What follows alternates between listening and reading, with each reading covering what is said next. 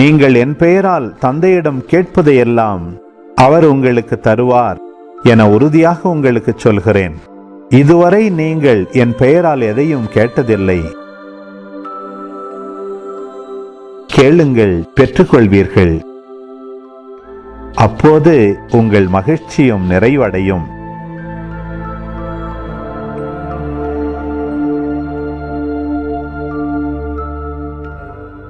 நான் உங்களிடம் உருவகமாகவே பேசி வந்துள்ளேன். ஆனால் காலம் வருகிறது, அப்போது உருவகங்கள் வாயிலாய் பேசாமல் தந்தையை பற்றி வெளிப்படையாய் எடுத்துரைப்பேன். அந்நாளில் நீங்கள் என் பெயரால் வேண்டுவீர்கள். அப்போது உங்களுக்காக தந்தையிடம் கேட்கிறேன் என நான் சொல்ல மாட்டேன். ஏனெனில் தந்தையே உங்கள் மீது அன்பு கொண்டுள்ளார்.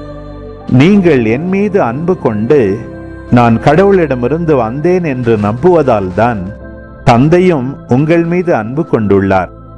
நான் தந்தையிடமிருந்து உலகிற்கு வந்தேன். இப்போது உலகை விட்டு தந்தையிடம் செல்கிறேன்.